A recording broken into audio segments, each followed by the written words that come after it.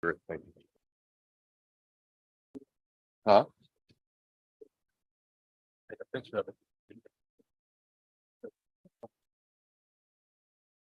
You risky. Clerk. Good evening, everyone. Thank you for joining the Binghamton City Council work session, 6 p.m., 2nd October. Please stand for the pledge. Of the United States of America, and to the republic for which it stands, nation under God, indivisible, with liberty and justice for all. Thank you, Councilman Strawn. The clerk will call the roll. Madam Clerk. Councilwoman Rezanetti, present. Councilwoman Riley, Present. Councilmember Friedman is absent. Councilman Burns, Present. Councilman Strawn, Present. Councilman Scanlon, Present. and President Scringy. Aye. That's 6 here, 1 absent. Friedman. Thank you, Madam Clerk. We have a quorum. Colleagues, just as a gentle heads up for a number of the RLs in the planning department, just for scheduling purposes. For Dr. Burling, I'm going to take a little bit of a liberty to jump around on the schedule and agenda. Thank you for everyone for joining us this evening. We will start with our introduction of Bandhana. Hey, how are you? I just saw you like 2 weeks ago. How are you? So good to see you. Same here. We're very lucky. Bandhana Kotak is the executive director of the Binghamton Kauffman Incubator, and she was incredibly kind enough to come down and I can speak with this to personally. Bandhana does a great job of reaching out to many of our student communities across SUNY Binghamton in particular, as it relates to awareness about the incubator, job opportunities, the mission, the values of the incubator, and it's a local asset that we have. And she was kind enough to reach out to different community stakeholders, including us, to kind of just let us know what it is that they do with the incubator and how we can work together. And so, Bandhana, the floor is yours. Thank you. So you can hear me, right? Okay. So good evening, everyone. This is my first city council meeting ever. So thank you for having me here. It's a pleasure. I appreciate the ability to come here and talk. So today I'm here to represent Kauffman Incubator, which is supported by Binghamton University. It's literally down 2 blocks from here, 120 Holly Street. In case some of you have not visited us, I welcome you. So all you have to do is send an email and I'll make sure that you have the tour. So I'll try to keep it in a way what we are doing, where we are today, and what we are looking to do in coming years. So Kauffman Incubator was established in 2017. So since then, it is a 6-year-old endeavor so far. In the first 5 years, we have been able to reach close to 120 companies. All those companies have either a physical presence in the state of New York or have a plan to expansion in New York State. So that is something we make sure that all our companies are engaged in. We have currently about 84 companies in Incubator with different memberships. Some are physically located, some are virtually located where they are in other part of the country and they are looking to expand in New York. And some companies work in Incubator as a co-working space, more to have an official space for their business. We are currently focused on clean energy companies or clean energy sector, as I would say, mostly high-tech companies, but surprisingly, very few of them have come from grassroots research developed in Binghamton. So maybe only handful have come from Binghamton University or from the neighboring research institute. Most of them we have been able to recruit from around the country, and 27 of those companies have come from outside the United States. We'll continue in our coming years, continue to develop clean energy sector companies, in fact, expanding it more focused on battery and energy storage. So if you are currently following the news for Binghamton University, we are currently in the finalist for NSF Engine, which will bring close to $160 million over next 10 years to support this sector. We are already working on $113 million grant, which came in last year in September, and we are taking that entire supply chain from innovation. One of the key focus is workforce development. So far we have engaged in 600 plus candidates for workforce development in different areas around the Southern Tier region. Our next focus, we are expanding into agriculture and food industry. We'll continue to expand in clean energy sector, but we are also going to develop the vertical in agriculture and food. We have close to 30% of the companies currently in incubator, which are in agriculture and food industry. And in the end, we'll focus on more life sciences.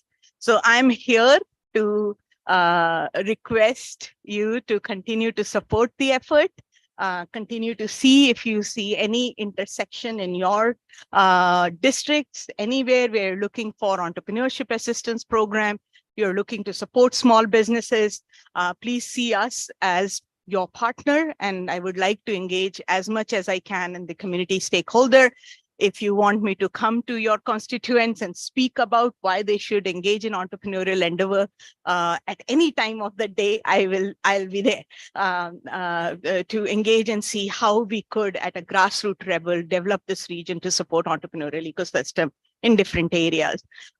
Focus is always on high tech because that's what Confmin main mission is, but we have also engaged in community businesses and Parlor City Vegan, Key Branding Labs, many other such businesses are our graduates from Kaufman. So we try to expand our horizons to that as well. I know my time is 2 minutes left, so I can address any questions or anything you might have. Thank you, Bandhana. I truly appreciate that. I'll allow any colleagues want to take a minute or so for questions for Bandhana or anything. Councilwoman Riley. Thank you, Council President Scaringi. Hello, how are you? Hello. Thank you again for coming to share the wealth of information about all the businesses in the incubator. I've actually been there a few times, and Dr. DePasqua was my colleague in the previous life. But and so I know there was a press conference about his. Yeah, so I'm really excited about that. I also hear that there may be an initiative, and we can talk about this offline. I know there are some programs that you needed help with publicizing in terms of the new business development, some things that are coming down the pipe. So I know I'm speaking for myself, but I know my fellow council colleagues would not mind also sharing so that we can increase the visibility of those programs, because again, small businesses are what drives the city, as we talked about with Sarah. So if we can assist in that way, and thank you again for being here. Thank you. Appreciate that support. I will reach out. Thank you, Councilwoman. Anyone else? Thank you, Bandhana, very, very much. And I have Bandhana's contact information, so I'll circulate that to everybody. Or if you have some business cards, that's fine as well. No, that's absolutely. No, I appreciate that. Thank you, Bandhana, very much. Honor to have you. Thank you very much. Appreciate you.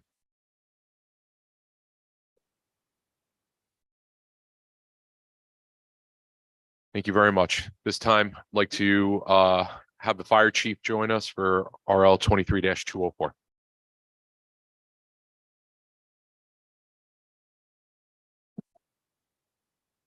Evening, Chief. How are you? Good evening. How are you? Good to see you, Chief. Nice to see you too. Floor is yours, sir.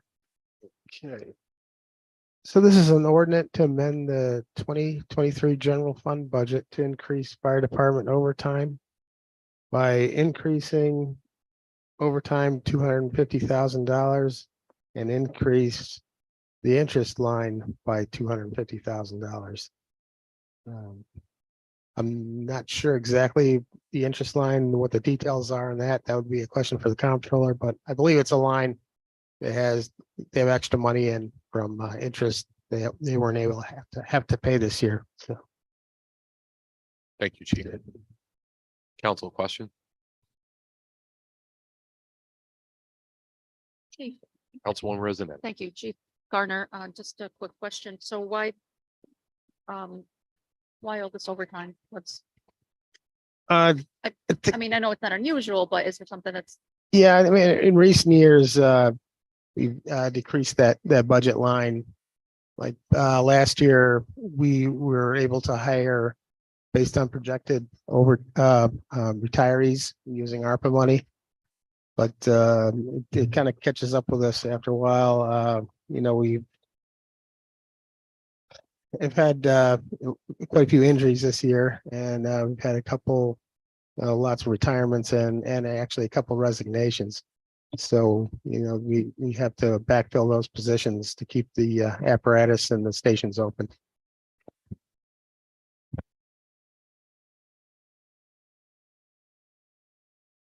Thank you, Chief. Thank you, Councilwoman Resnick. Any other questions? Seeing none, Councilman Burns. Just wanted to say, great clam bake Saturday. Thank you. Thanks. Yeah, You had a good time? yeah, it was a good time. Yes. Okay. Thank you very much. All right. You're welcome. Thank you, Councilman Burns. Thank you, Chief, very much. Councilwoman Riley, my apologies. You again, Council President. I know you mentioned that you can't explain the two increases. So the total request from the general fund is 500,000, but we're only allocating 250,000 to the actual total overtime. Correct. Yeah, the overtime, the line is depleted right now. Okay, So I believe it was originally 400,000, I believe, in there, 450. Not sure the exact amount, but the summer is awful, awful busy with overtime. And we usually get hit hard in summer and around the holidays.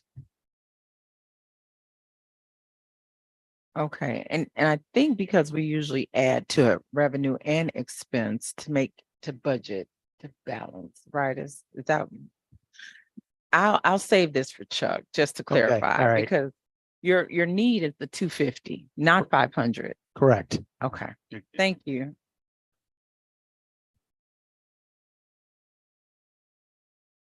Thank you. Have a nice night. Thanks, Chief. All right, at this time, I will ask the Department Head of Parks, Pat McGinnis, to please join us.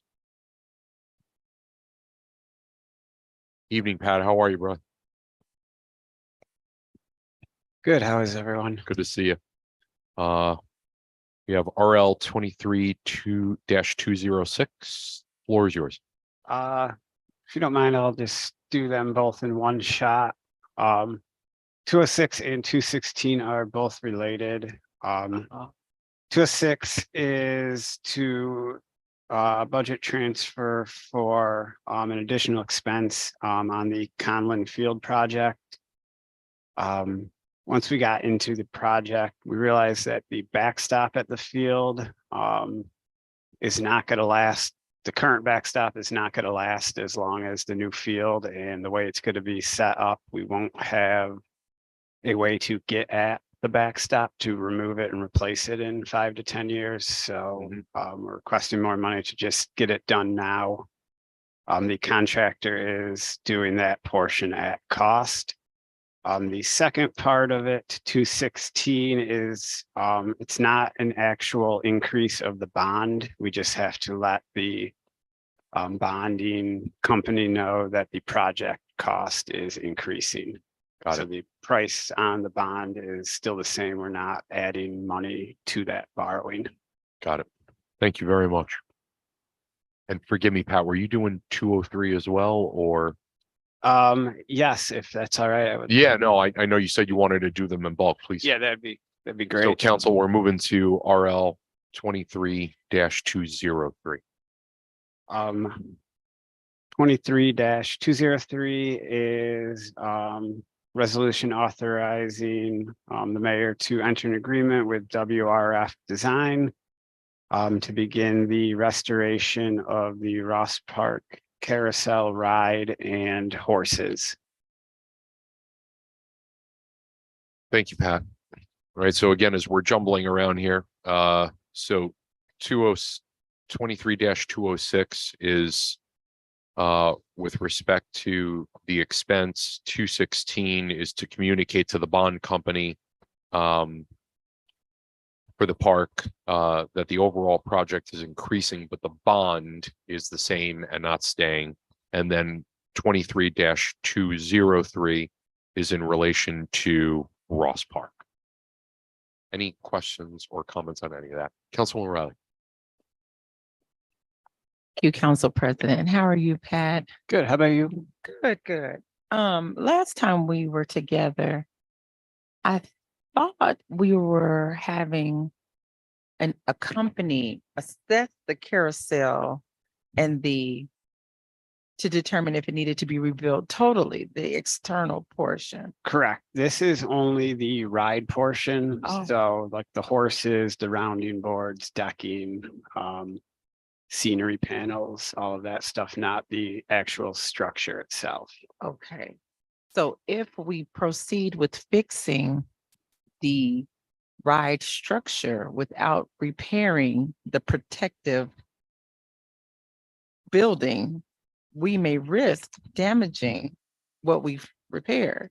Correct. So either way, whether we end up with the original shelter rehabbed or a new shelter, either way, the outside building will be either the original one will be rehabbed and fixed, or we'll have a new one. So it's two separate parts of the same project. But again, concluding or beginning and concluding around the same time, is that our hope? Yes, the horses are going to take the longest part of Okay. the project, just the amount of detail and time that goes into, each horse. Thank you for that clarification. Yeah, no problem. Thank you, Councilwoman. Any other questions? Councilman Burns? Yeah, thanks. What do you think the timeline is on it? We are looking at for the horses, from start, about a year, give or take. This is pretty extensive, the amount of work that they need, including a whole new figure has to be carved. They're in relatively bad shape, so there's going to be a lot of work to do on, each individual horse. The entire deck of the carousel is going to be rebuilt, or replaced with, something that matches. All of the scenery panels, rounding boards basically need to come down to, the bare finish and start it over. So about a year, if It's the music box, it can they fix is, that? it is completely rehabbed. We finished that Oh, up great. this summer. It's in our garage on Eldridge Street. Awesome. It's pretty neat. All right, so what do you think? 2 years before it's put up above? Or, I would hope we're up and running by July 4th next year. oh, really? I'm an optimist, but Oh, awesome. that's kind of my hope. I Awesome. want it open next summer at Oh, some great. point. Thank you. That's why you're a gentleman, Pat. Thank you, Councilman. Any other discussion?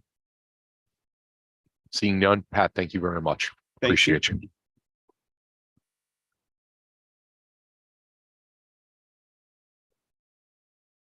At this time, I'd like to ask the City of Binghamton Corporation Council, Brian Seacrest, to join us for. Take your time. Or else 23-207-213 and.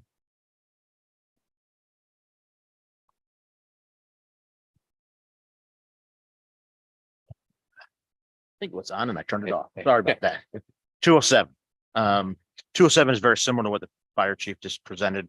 He's using interest to increase the legal expenses line in the Corp County Council budget, simply because we have outside counsel that need bills that need to be paid. We expect this infusion, if you so to approve it, to carry us through to the end of the year. Do you want to go one at a time, or you want to go to the next two as well?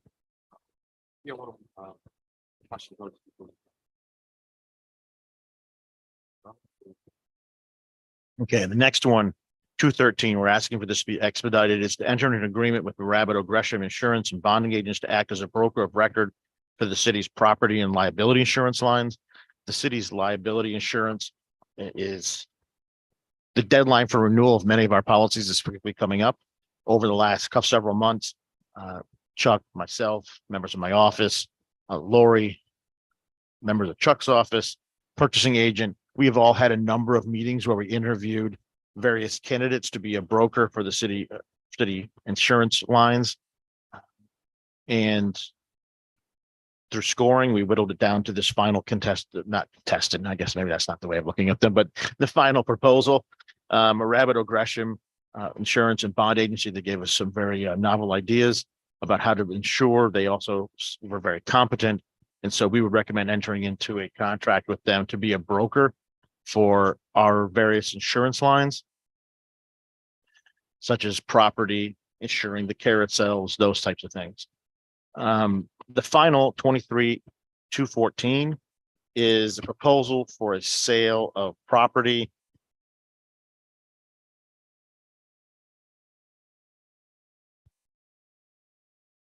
Although that may be in Parlor City Commons. I was searching for a word it's the de minimis amount of property, I guess is what I would say. It is probably about the size of this square sitting here in front of this. It is a very small chunk of property in the city's right of way next to the development that's going in. What has since probably 2000 has been a hole. I don't know if you know where the building burned down, probably in 1999, I'd say it burned. And it's been empty. And as you can see from the aerial photograph attached, people like to throw garbage in it. There's a new building going up. You've probably seen the project, and they would like to buy a small chunk of property to facilitate their project. It would not obstruct the alleyway in any ways. It's actually not part of the alleyway. So it wouldn't interfere with the flow of traffic through the alleyway, but something that I would recommend. Are there any questions for me about 214? Brian, forgive me really quickly, going back to 213, just Sure. so the expedition request, I'm assuming is because of the deadline, correct? It is Yeah, because yeah, of the okay. deadlines that are fast approaching that Yeah. we need to get them working on getting new policies issued and active. Appreciate it. Thank you. Council, any questions on 23-207, 213, or 214? Councilwoman Riley. Thank you, Council President. Hello again. Well, I don't have to say hello. We've been talking all night.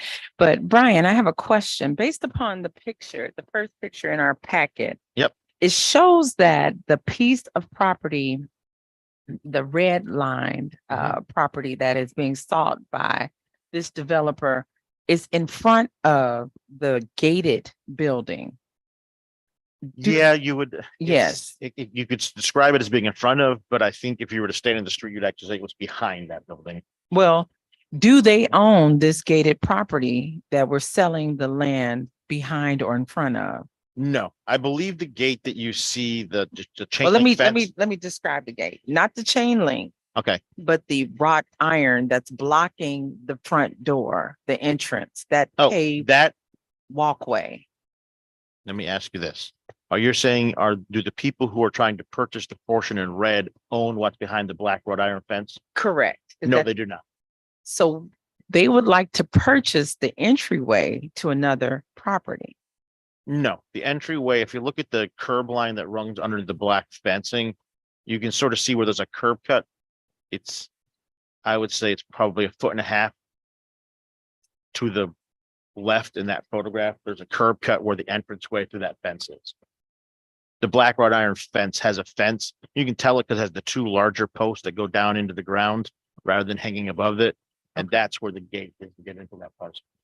But again, the property line, so that orange building is the side of the property, correct? Yes, So that would cause us to infer that the property is on that owner's land, or am I incorrect? The city owns that part of land in front of the property? yes, we own it as part of the alleyway. Okay, and now the owner of the property is okay with the potential sale of that? Well, they will have to receive notice, and my guess is that they have already received notice of of the potential purchase. That's usually part of the offer to purchase process. Okay. And again, based upon this picture, I'm sure it would look different in person, but sometimes property owners assume that the land in front of their property is theirs, right? So just to know that my neighbor would be able to buy something right outside of my fence would give me pause, right? So I'm interpreting Well, this based upon the picture. That's it that's is- all. It is directly behind their property. That is correct. That concludes my question.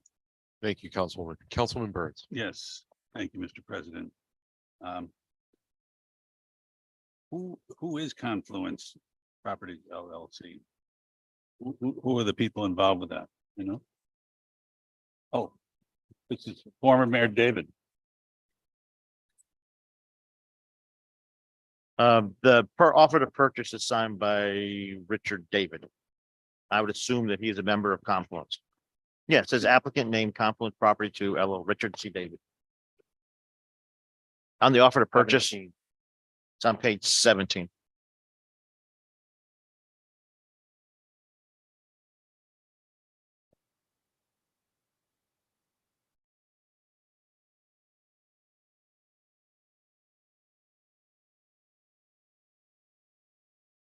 So the price and all that, that's all been, That has gone to the assessor to determine what the value of small chunk of I see. vacant land is. mhm. When you Thank- consider that we sell side lots, which are not, they put a house for $500, that's Thank you, Councilman. Councilwoman Rowe. Do we know who owns the red property? well, the red, when you say the red property, you're not talking about the part and red hash marks. You're talking about the part with the red. The tile, actual red tile, The red tiles. the You red know what? brick. I was looking to see on the survey. I believe it says 1-story brick building.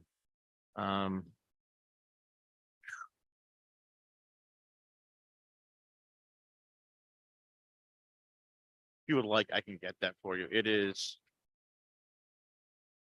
You need to, I know there's a better survey that has the ownership information of that parcel.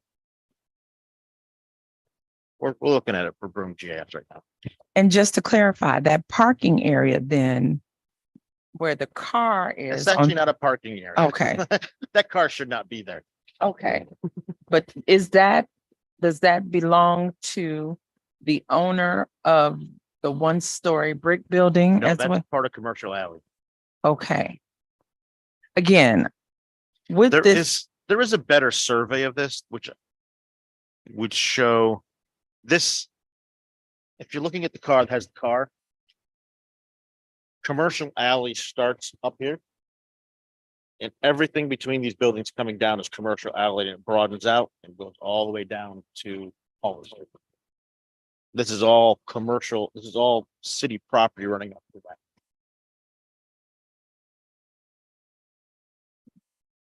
in the direction you just showed us.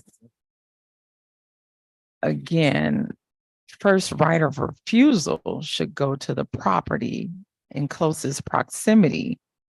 So both these properties are closest proximity. Based upon this picture, it now appears that the red 1-story. So again, I know if you have a better survey, maybe that would be beneficial. Maybe if we even took a site visit. I thank you for that. But if you look at what's drawn, what council has been presented with, Mhm. that red line that's deemed the for sale area is coming directly from the 1-story brick. Yep, it's also contiguous with the property that wants to purchase it. your picture, I think that's pretty much the same thing. Oh. but the clarity of it. The clarity is better, yes. Would you like to see a clearer picture? I'll look later, but Okay. thank you. Yeah. Or if anybody would like to see it. It's the same picture, but the resolution's much higher. The- Take it away. He sent it to Huh? He sent it to everyone. Oh, okay.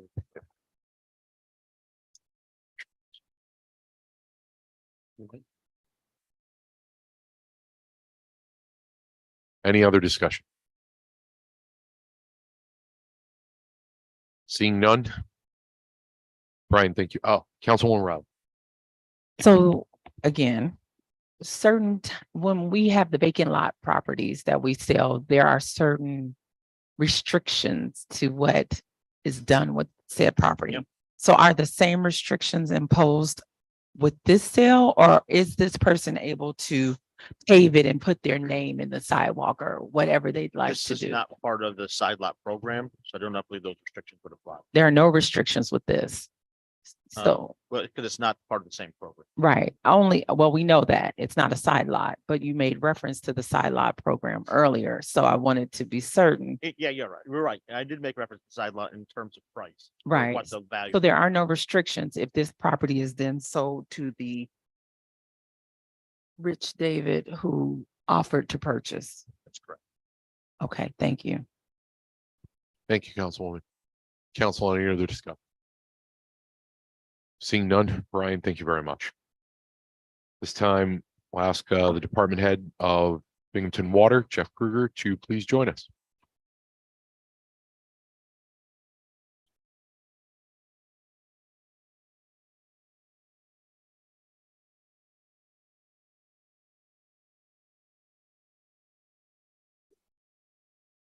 Evening, Jeff. How are you?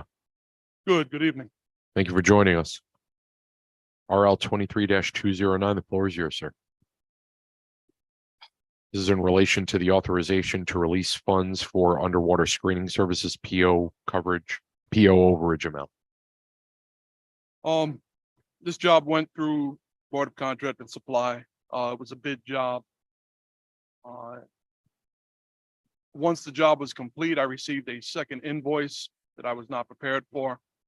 During the review, this one's on me. During the review, I didn't realize that they had bid this more as a T&M contract, time and materials, than a straight bid for the entire job with one lump sum.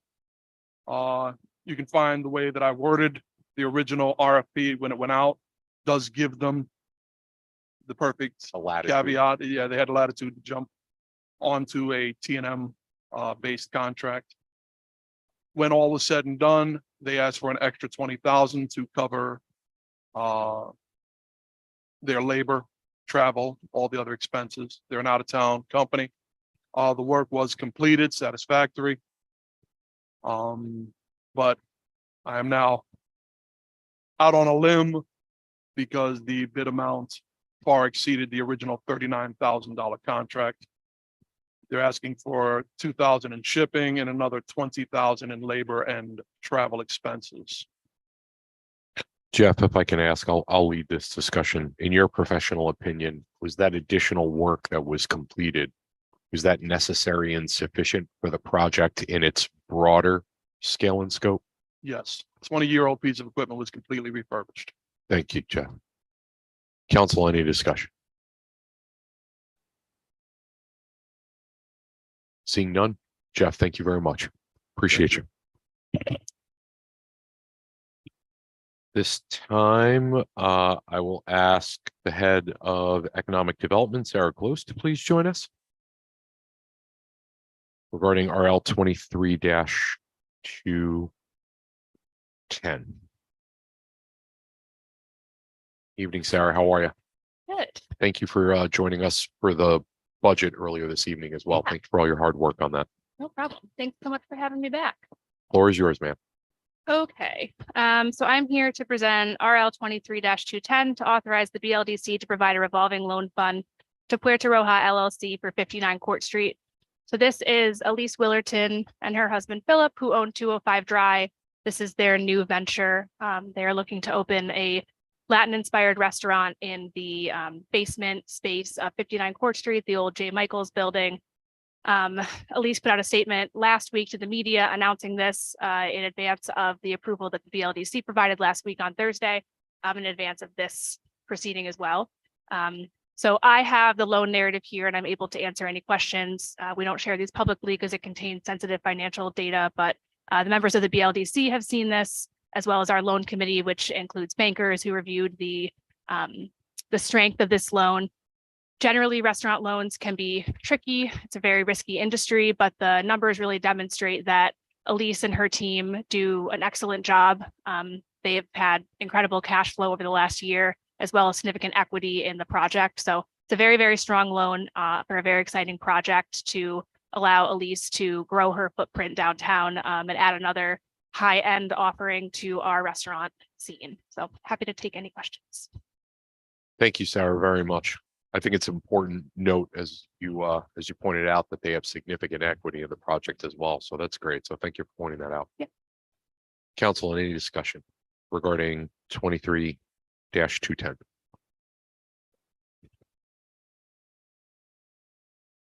Seeing none, Sarah, thank you very, very much. Thank you. Appreciate you.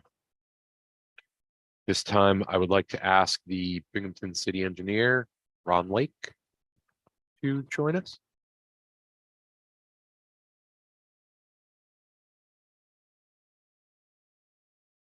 And instead, I'm happy to ask Mayor Cram to join us. There you go.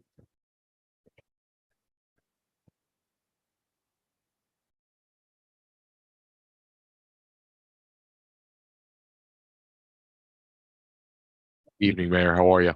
Good, Thank you for coming down. The floor is yours, sir. thank you. Who's here and who I can cover for, because I know about a number of these. Real quick, just back to RL 23-214, the sale of the Parlor City Commons. As one of the principals in the LLC is a former elected official, former mayor, I wanted to make sure that the process of this was followed by the book and to a T. So we sent the offer to purchase to planning, engineering, code, assessment offices to gather their input, as well as sent it to the consultant who's working on the redesign for the Parlor City Commons. And all of those entities responded affirmatively that the sheer lack of size of the parcel, as well as the fact that it is curbed and at a higher elevation than other sites just adjacent to it, made sense for it to be sold to this property owner. I did circulate to council just a little bit different angle on the property. And I think it will go to answer Councilwoman Riley's questions about the property owner adjacent, that this is kind of being behind their property. Both the photo, and if you have a chance to look over there during the daylight hours, you'll see that it's basically curbed off. And if you weren't looking at a survey, you'd assume that it's already owned by the entity that's looking to purchase it. But, check your emails, and happy to answer other questions about that. Thank you, Mayor.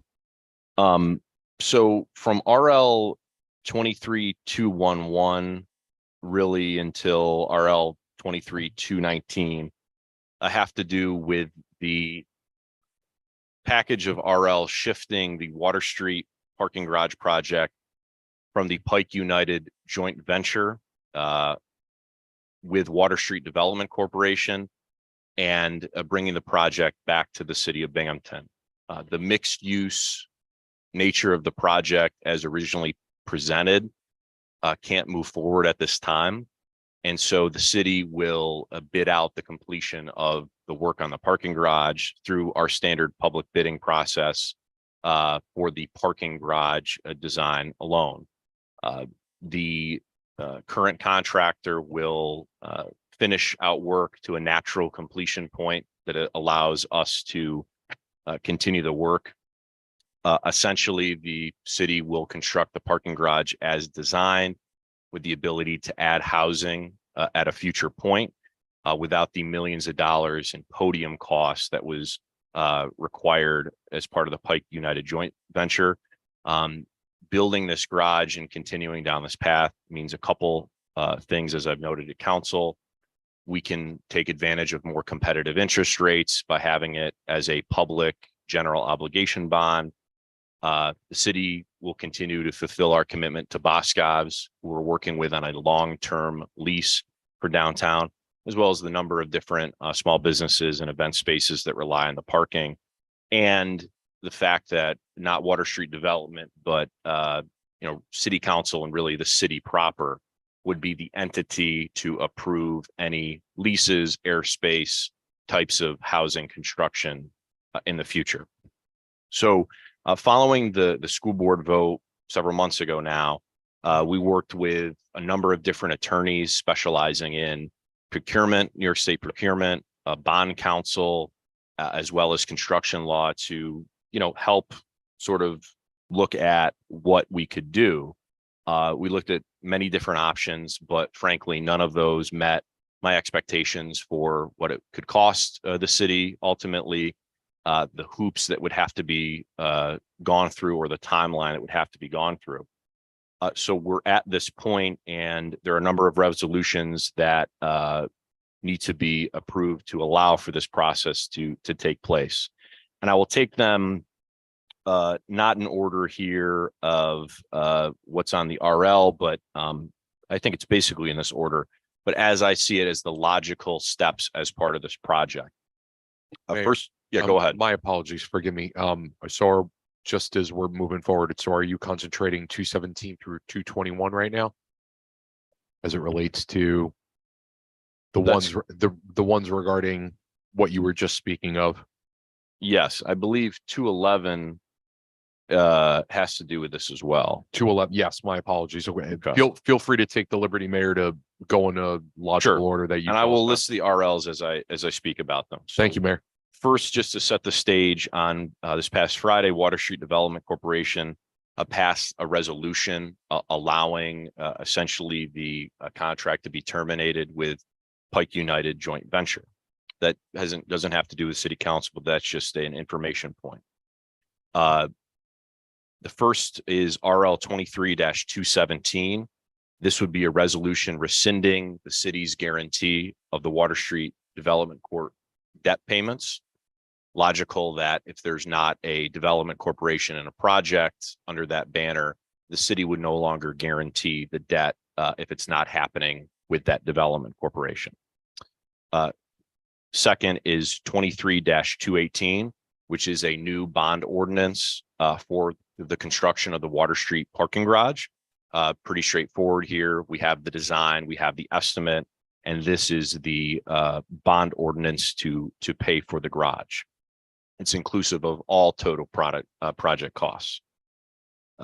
As part of moving this over to the city of Binghamton, we have an existing design and an existing design firm that was working with Water Street Development. That is CJS. I believe they're out of Rochester.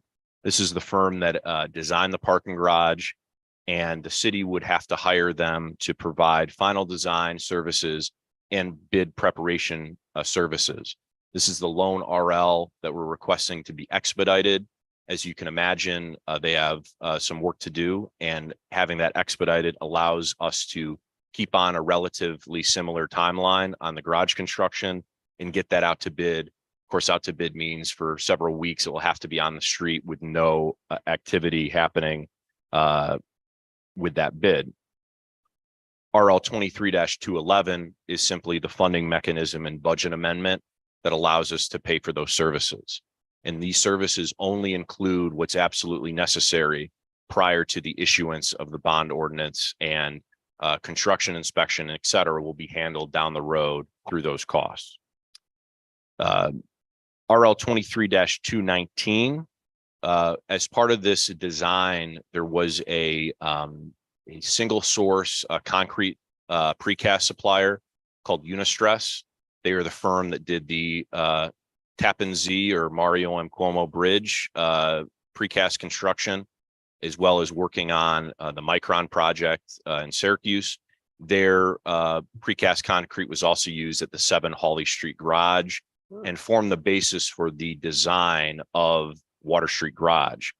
Under New York state law, and it's actually best practices, the Joint Sewage Treatment Plant has this in their procurement law as well, to allow for the single source type of specialty suppliers with limited circumstances. This is not something that happens all the time, but for the city to amend its procurement procedure to be consistent with New York state law to allow for single source procurement, that will allow us to utilize Unistress and their proprietary designs as part of the garage, and also ensure that the quality matches what was originally designed.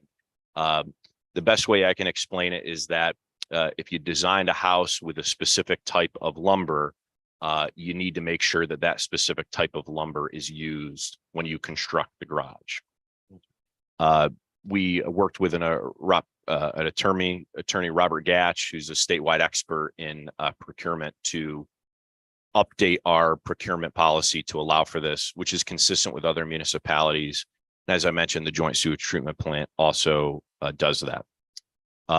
Those speak to the RLs. And then just in terms of other timeline, as I mentioned, Pike Construction will finish its foundation and site work to a natural stopping point, which would allow for the city to effectively, bid it out.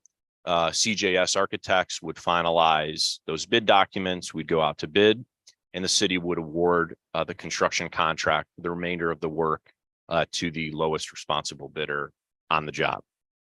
I know I said a lot. Happy to go through any of those RLs, but that is essentially the timeline and flow in order to assign Water Street from the Water Street project from this development corporation back to city council.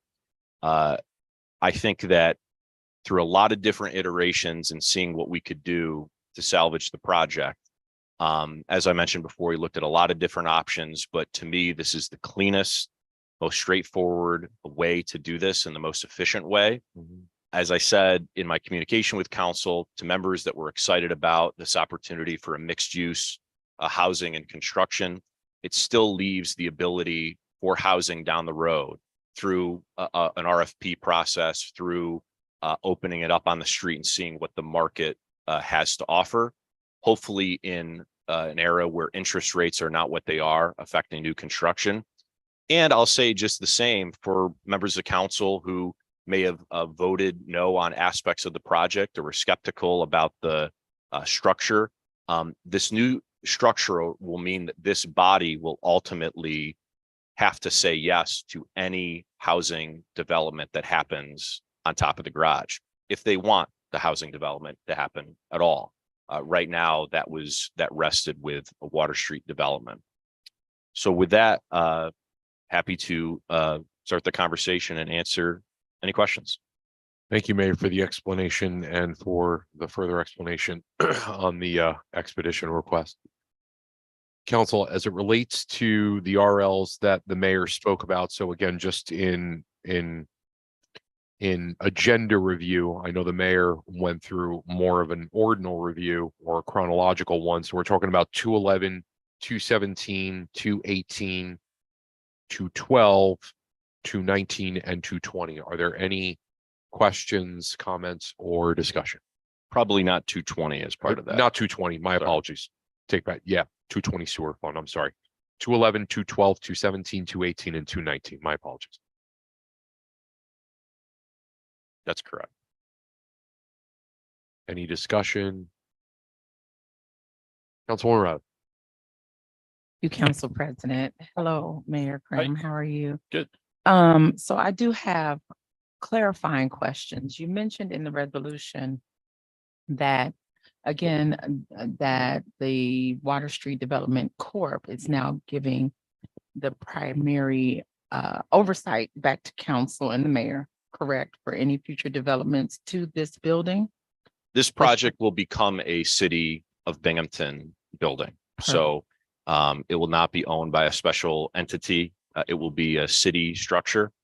And as is the case with any sale, lease, or long-term agreement with city property, this council will have to sign off on future uses. Absolutely. Yep. So yes, you are saying they have then rescinded their duties. So are we dissolving the Water Street Corp. at this time? I believe that we eventually will. There may be some small cleanup work that's needed, and lawyers will advise us on when it would be responsible. But them not having a role in the project, their single use entity, if there's no use, then it would dissolve and we don't have to file the ABO reports on an annual basis. Absolutely. Okay, so then on that same note, the remaining balances due to Pike to complete their duties would Mhm. then be under the responsibility of the Water Street Development Corp. That's correct. So the closing out of that contract would be under Water Street. So that's why certainly we're not dissolving anything, tonight, that sort of thing. Yes, the completion of that work would be from the funding that's already been allocated to Water Street. They would close that out, and then the city would take over it at a natural point. Just real quick on that construction, the fact that Pike had been working on pilings, underground work, and site work is about the best time or the cleanest break as it relates to construction. Certainly not as you get into erecting the precast, that type of thing. Okay, so since, again, we're terminating our relationship here, will there be a process to ensure that what we are billed is appropriate and fair, since we've switched, again, we're going in another direction? I would say that going in another direction in terms of the structure, maybe that's not the right word. The legal particulars or the setup of how the deal get funded, but the actual design of the garage will be exactly the same. The number of spaces, the ability to add housing will be exactly the same, as well as the precast concrete contractor will be the same. So it's the same project. Instead of Water Street Development doing it through this joint venture, it becomes City of Binghamton Public Works project bid out through the City of Binghamton. Correct, because we paid for the design, the scope, the everything, but I'm saying now there were severing ties with Pike, and it originally wasn't budgeted or proposed with this stop in the process. Are we able to ensure that what we are charged for what was done up unto this point is fair and reasonable? That was my question. Yes, that's a very good question. And yes, we're working positively with Pike. They understand the realities that brought us to this point as well. Their representatives have been involved. So they understand the realities of it. And we will have our attorneys work with their attorneys on a, final billing, stopping work, ensure that everyone is paid. And like everything else, we're going to advocate very aggressively to ensure that bill is as low as possible. They're going to advocate, that they are paid fairly, of course, and we'll find something that's reasonable. But I'm confident in that. And so far, the relationship has been non-adversarial, I'll call it, with Pike. Perfect. Are they able to now bid once we open the new RFP process? I believe that they would be, yes. Oh, okay. Yep. Okay, that helps. And then finally, in the legislation, in the RL that we have today, 2018, in the draft that was written by Hawkins, Delafield, and Wood for the minutes of the council meeting that's to occur in the future, it does mention grant funding from New York State. Is that something we are reasonably certain may happen? Do you have a page number? Oh, just so I can- sure. Let me tell you. It's on the handwritten page 77. So there is no 77 on the page, but if you go to 76, it's on ours are double-sided. So it's Oops. right behind the handwritten 76. See attached from bond counsel. I might have. Oh, no. Here, look at, Okay, here Yeah. you go, Chuck. Basically, what that grant money is the $7 million that we appropriated towards the project. no, it separated out ARPA funds. It separates out, it says including 7 million of American Rescue Plan, 19.5 million to fund the finance of said appropriation, blah, blah, blah. And it says, finally, and grant funds made available by the state of New York, each available for such a purpose. Now, later on, it does say that if we receive funding, so it's saying it in a hypothetical frame, right? So is that something now we're prioritizing in terms of our pursuit of grant funding from the state? I know we talked about not Water Street. We talked about a lot of things in terms of infrastructure, and we know we may see some money for infrastructure and the like. But we've never talked about pursuing grant funding for the garage.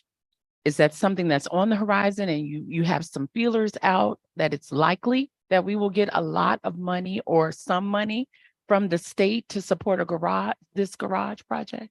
I don't, in not having that, but it sounds like that is a catch-all for any future grants. A couple different things. I don't anticipate it. The state has, with the exception of 7 Holly Street, which kind of came to us through an odd format, is really not in the business of providing grants for parking garages.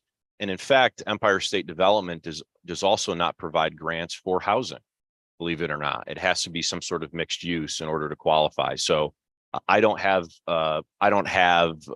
really a belief or thought that we would receive any state grant money for it. Thank you for clarifying. That concludes my question. Thank you, Councilman Byrd.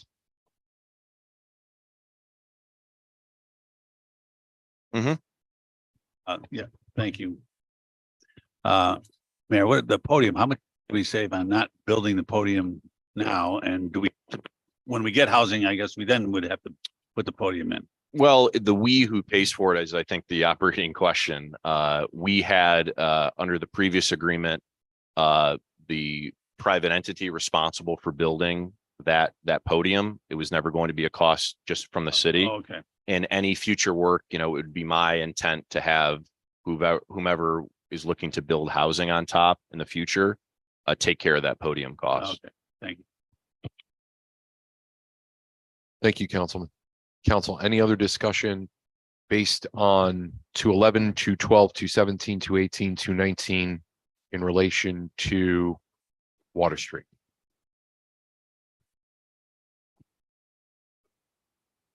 Oh, yeah, sure. Chuck, did you have something you wanted to add? I'm sorry. I just want to add Yeah, one go thing ahead. real quick that wasn't necessarily totally clear. On 212, the contract with CJS Architects, we're moving, I think it's 22,900 to get the bid documents out.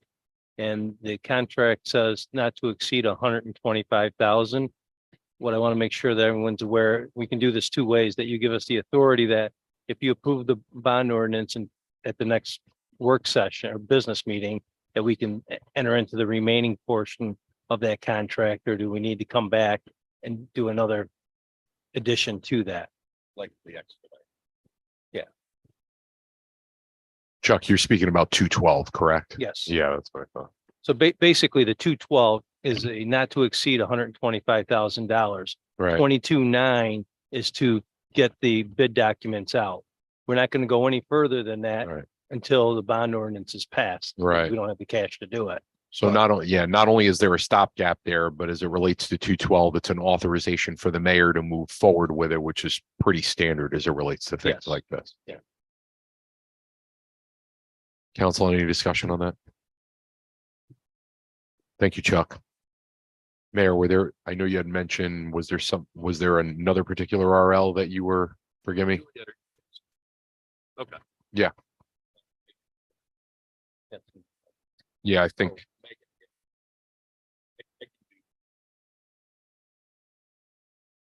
Yeah, I was gonna, there's 220, 221 and 208, Mayor. I'll do 220 here real quick. Okay. Thank you, Chuck. We've had some insurance bills that have been related to the joint sewage treatment plant, related to warranty issues. And we have the right to bill that back to the sewage treatment plant through our year-end process and get all the other municipalities to pay their share of that. But in order to do that, I have to move that to the insurance fund. So I'm doing this request to take money out of the general fund and insurance fund where those fees have been paid out of and moving it to the sewer fund. Makes sense. I know we've done that in the past as well. Thank you, Chuck. Council, any discussion on that as it relates to 221?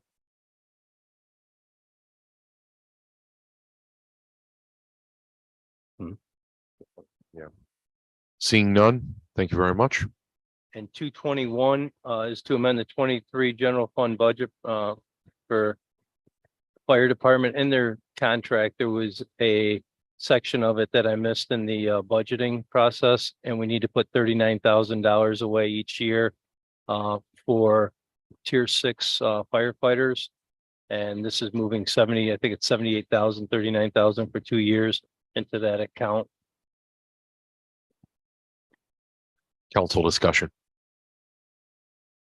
Again, this is just standard ensuring. I missed it when I did last year's budget. When I was doing this year's budget, I came across it and said, oops, made a mistake.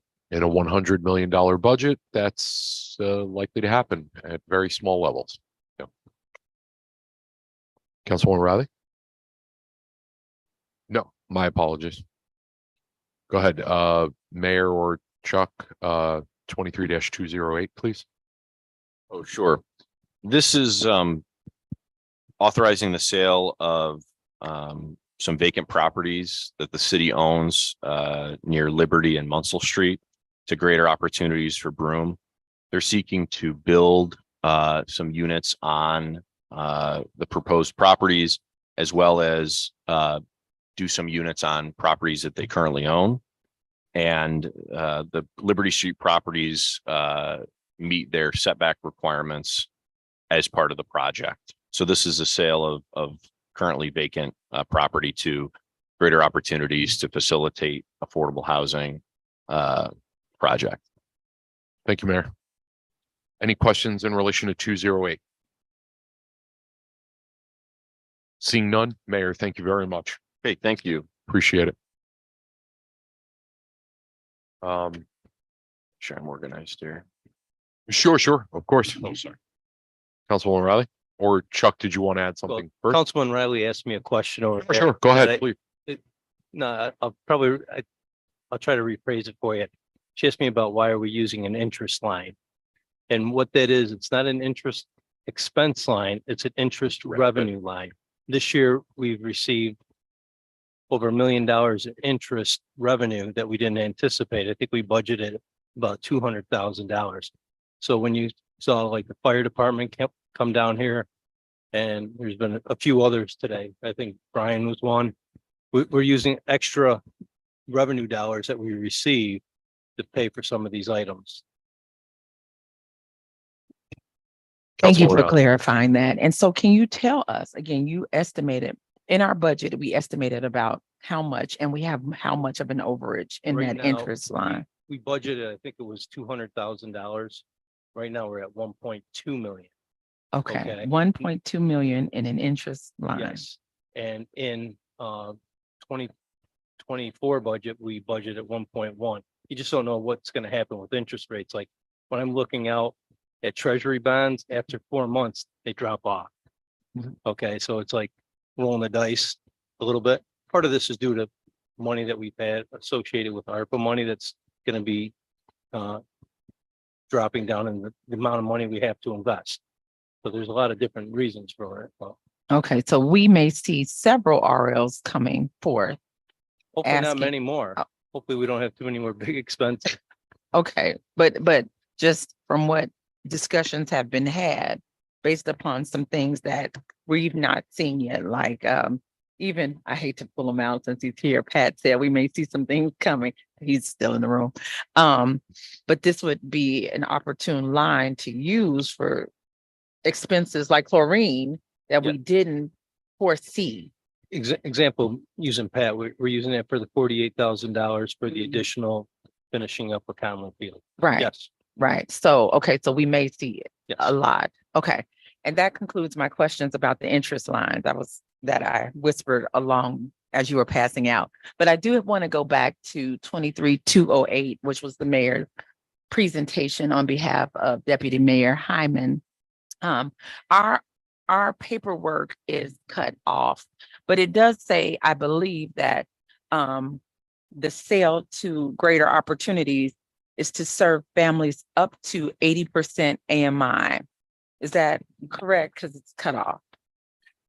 Yes, the units will be seniors, so 55 and older, and individuals and families up to 80% AMI. Okay. And we typically, again, Greater Opportunities, great work. Ms. Majida was there. So this is one of the organizations we we have seen a lot of growth and development, particularly for our families that are in the lower range of the AMI. But is this option available for newer entities that are looking to start prioritizing? So for example, say AC Riley Inc. comes and would like to buy a property for $1 because I want to prioritize the 20 to 30 AMI. What would constitute a sound entity by which the city would offer the sale of a property, a vacant property, for $1? So the times that we've worked with, whether it's First Ward Action Council or Greater Opportunities, YWCA, but specifically Greater Opportunities, is it's typically in conjunction with a state application for funding. These organizations are community development housing organizations, or CHODOs, or community housing development organizations, excuse me. And so they're nonprofits. They need these as part of basically state funded programs. And from my perspective, these folks have a real track record in not just, developing these things, but also managing them. So those would be how I've seen the transfer of property for affordable housing development. Thank you. Now, again, we support many of the agencies you listed. So, we've always waved the flag for increasing this type of housing. But as you also know, we get requests from several residents and business owners alike about how to obtain the $1 property sales. And so that bit of information that you shared is beneficial. So thank you. Yep. Thank you, Councilwoman. Any other discussion? Thank you very much. Thank you, Mayor. Appreciate you. This time for our last two RLs for the evening, 23-205 and 23-215. Like to ask Dr. Burling from planning to please join us.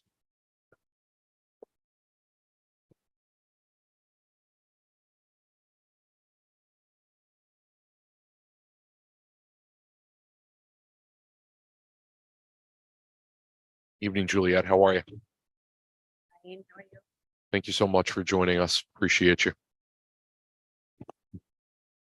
I guess we can just go in numerical order here unless you think there's a logic to do one over another. Floor is yours. All right, so the first one we have is 23-205. And I'm kind of speaking on behalf of Steve Carson, who is ill this evening.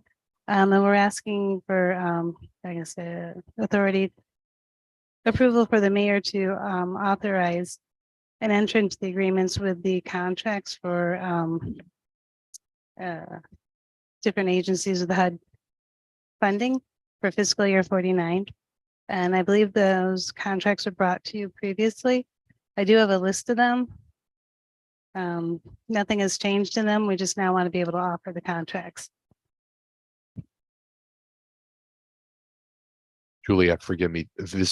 There's an expedition request on this. Is this due to a deadline or something like that? Or I believe so, but I couldn't tell you exactly. So, yeah, that's what I think. Thank you very much. Appreciate it.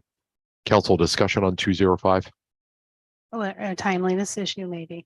Yes. Yeah. Seeing none, Juliet, 215, please. All right, moving along.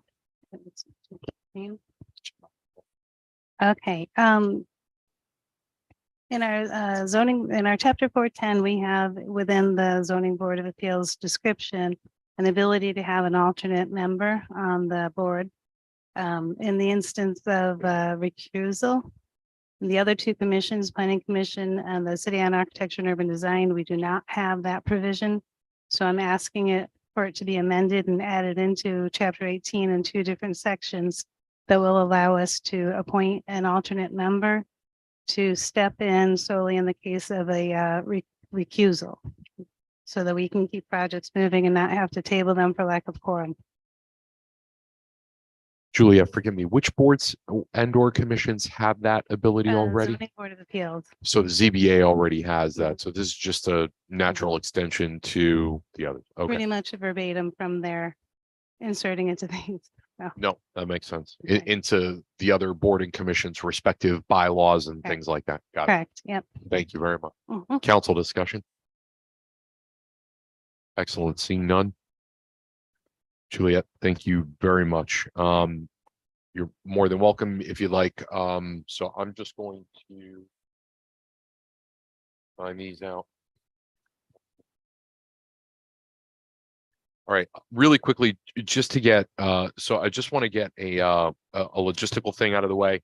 So if you look at the last page of your packets, thank you to the clerk and the deputy clerk for all their hard work on this. I just want to get, as we discussed at our last meeting, an approval on the 2024 Binghamton City Calendar. Were there any follow-ups, any finalizations, any discussion points as it related to that? Or the chair will entertain a motion to approve the 2024 City Council meeting calendar.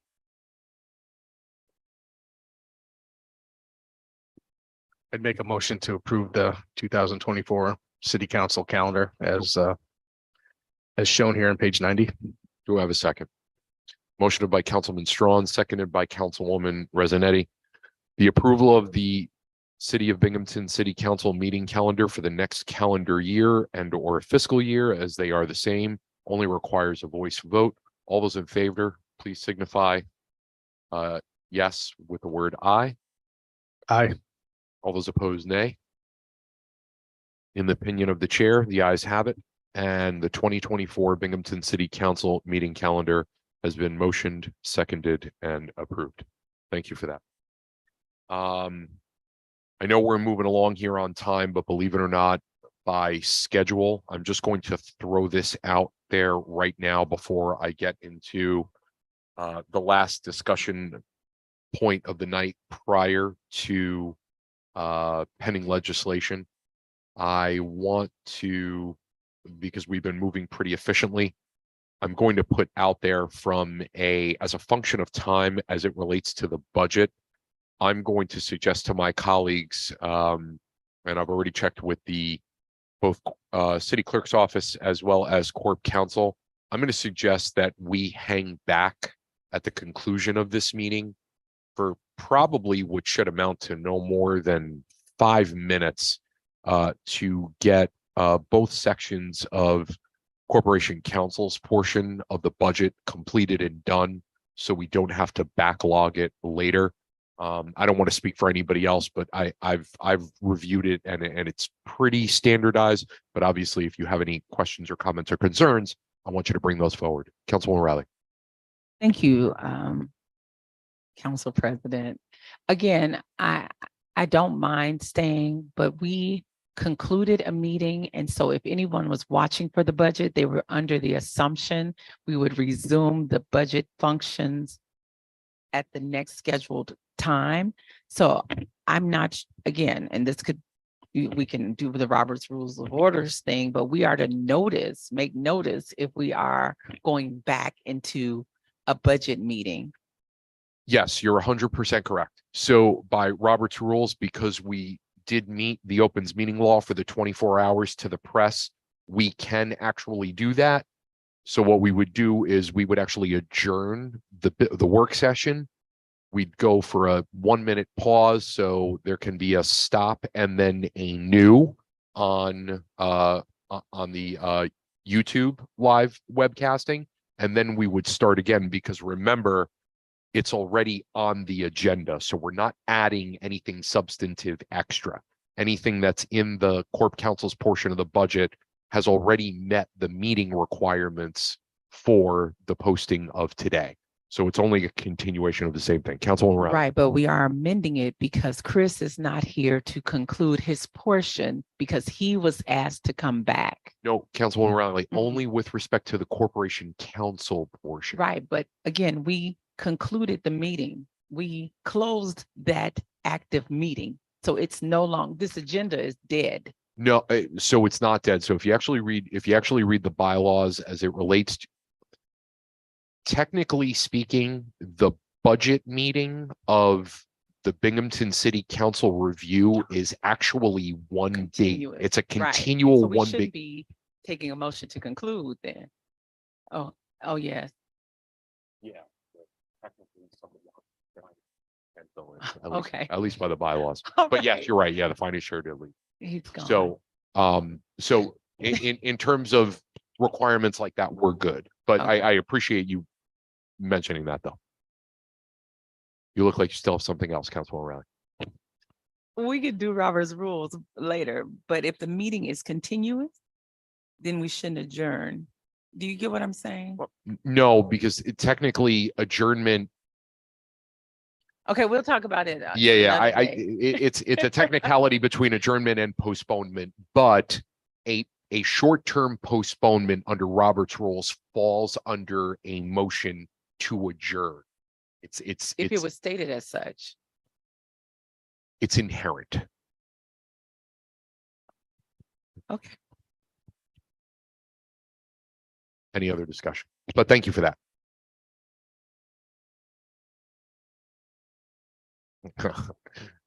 I've got all 11 volumes of all 11, so don't worry about it. I'm a nerd. I've read that book backwards and forwards and inside out.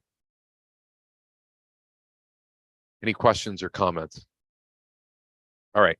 So I want to thank Dr. Burling for continuing to be here. So before we go there and on to pending legislation, I'm going to be very upfront, open, and transparent. Bringing back Dr. Burling with respect to 92 Park Ave, I'm going to be very open and transparent. This was at my request. Okay, I'm going to take the brunt of this. It has never been done, but I will be very honest and upfront. It is not very often that a request for legislation that was held over at a meeting, which will become second read legislation this Wednesday, 2 days from now.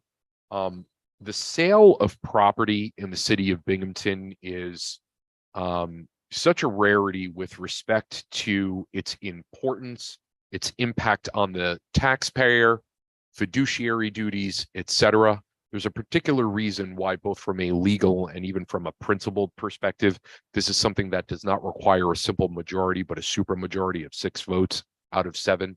And there were a number of questions and genuine concerns that came up as it related to this. And again, I wanted to bring this forward and allow us the opportunity to follow up with any questions or comments or concerns to Dr. Burling herself or Corp Counsel, because when we move forward with this on Wednesday, regardless of how the vote turns out, I don't want there to be any quote stone unturned as it relates to uncertainty of information. So if I can take a privilege, Dr. Burling, I'll open the floor to you if there are any broad points that you want to add and follow up with, and then obviously I will open the floor to my colleagues for any questions or comments or follow-up that they may have. So Dr. Burling, floor is yours, ma'am. Well, I appreciate this opportunity.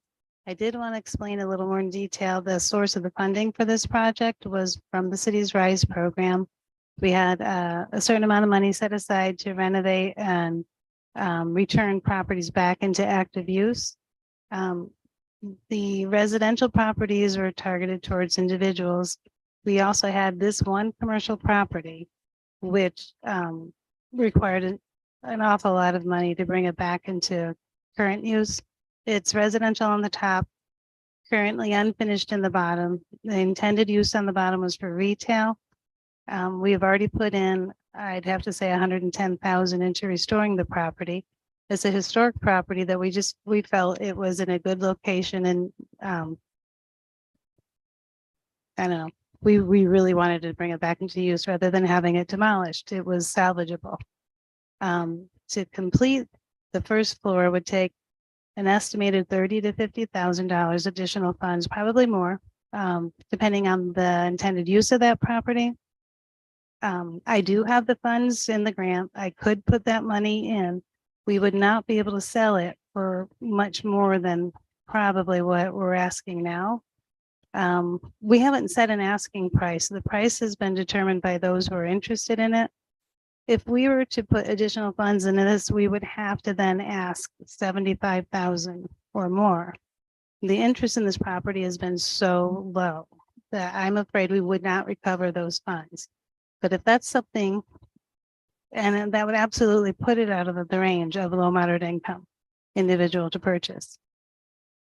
The only way we could keep this property possibly, I guess I can't see a way that we can make this property affordable enough for a low to moderate income individual to qualify for mortgage to purchase it. If we put more money into it, the city will then be using funds that we could use for additional renovations for properties that we could return back and hopefully sell to low moderate income individuals. We had one successful sale already, which is what I would rather do. I guess I'm looking for some direction. This offer that we've received is the only valid offer we've received. We've had this property, I think we're in the second year. It took about a year to renovate it. And we've been trying to sell it probably for at least 6 to 8 months. We've had a number of open houses, we've advertised, we've sent information to the Chodos, to different organizations to try and attract low moderate income interest. And basically it's not an affordable project. So the contract offer we have now is the one that we have written for the program and for commercial properties. And this applicant meets 2 of the scoring criteria as a veteran and as a City of Binghamton employee. And the offer is the highest one we've received. Everything has been signed, and it's not just a verbal discussion. This person intends to purchase a property, return it back into active use, either 2 units of additional housing on the first floor or retail on the first floor. But it'll be an improvement over what's there now. And I guess I'd like to just see if I can answer any additional questions or concerns regarding the sale of this property. Thank you, Dr. Berlin. Yeah. Councilwoman Rosanette. Hi, Thanks, Sophie. for being here. So this person meets all the criteria, correct? No, she meets 2 of it. Tell me again about. The scoring criteria was established as a way to differentiate mostly between competing offers. So if an individual had the majority of these, they would get a higher consideration. It's a veteran, City of Binghamton School District employee, City of Binghamton employee, City of Binghamton first-time home buyer certified individual, and then New York State AHC statewide area low moderate income, which is 80% of the area median income. Is the place of employment of this person public information? I don't remember if it's exactly. Yeah. I'm sure it is, yeah. I'm trying to remember. Not that it should play a role, but I'm Yeah. wondering if it does. Well, she is a police officer in the city and she's a veteran. So. Oh, Thank you. I mean, it's publicly available if you look for it. But I yeah, thought it was a veteran. I Okay, thank never have raised that before, so. Thank you, Councilwoman Rosanetti. Councilman Burns. Thank you. Thank you for coming back, Doctor. I drove past a couple of times. There's a truck parked out there. I wanted to take a photo of the front of it, but it's looking, the front of it looks nice now. Yeah, the whole thing recited. Yeah, it looks really nice for the neighborhood. And so thank you for that. And I know that the neighborhood is very eager to finish it. The Councilwoman Friedman, who couldn't be here, she sent me a question. And she wants to know if we've identified any alternative funding as a source to the renovation to get it done. I don't know exactly what she means. But- Not at the moment. No, we've combined two sources of grant funding. One was from the zombie grant for vacant and abandoned derelict properties. And the other was through the city's RISE grant. The expenses were just high, Right, so we split it between those two. right. We have applied for an AHC home improvement grant, but that's for homeowners. So actually, we have nothing on the table at the moment. Mhm. And my question is, why isn't the property a candidate for the land bank?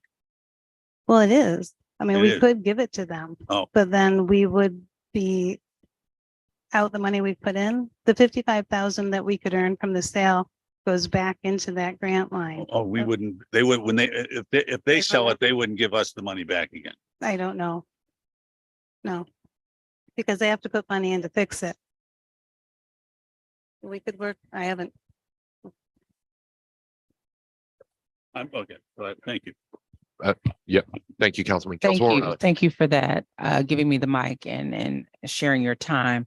So what I've had some conversations and I thought someone from the land bank would have called you by now to coordinate, but that's okay. okay. But there are some discussions that can be held because not only has the city invested into the land bank, which we, again, these are conversations that must be had to determine. So without having these discussions, I don't think it's fair to say, no, this or this will happen, because this is a different scenario and we've put money into the bank. Mhm. So just like we put money into our personal accounts, there may be a way to withdraw said money to support the investment of a property that meets the needs or the goals of both organizations. So Okay. until we have that conversation, Well, from what I understand, the chances are that what we put into it now would be our contribution towards the project. And that the land bank would put additional funds in to complete the project. So they may look at this as we've already met our match. But I have not discussed it in full with Jessica, but I know that we have to put something in. And they put something in. I have one question. Mhm. The council did approve a sales contract to a different individual for a lower amount. That individual didn't come through with funding. So I'm curious why this one at a higher amount is under such scrutiny. You remember I had to have that offer rescinded before I could move forward? And she was offering 45,000. And it was a verbal offer with no signed application or contract. Councilwoman Riley. I think, and again, I don't remember, but that person met all of the, but She they, didn't meet any of them, she didn't meet any. not one. No, I'm sorry. And so that's why maybe I need to look at that because I don't recall. Okay, I honestly don't recall. And just, yeah, she flips properties. And so we had it written into the contract that she had to hold on to this for 5 years. And her intent was to put, I think, an ice cream shop, pizza shop on the first floor. And so we had written a special contract with her that, prior to any sale, all approved modifications had to be completed and verified by zoning officer and code before she put it on the market to sell. yeah, because if memory serves me correctly, the RL in relation to the property that we sold Mhm. at the lower amount, that Mhm. passed unanimously, Mhm. 7-0. Right. And the buyer, well, the then prospective buyer and then buyer after the vote, met 0 criteria, but I'm pretty sure with 92 Park Ave, she meets 2, doesn't This she? new one. Yeah, Yeah. this current offer we have, yes. Yeah. We did have one offer earlier. We've had 3 offers on this. Right. The first one was low moderate income.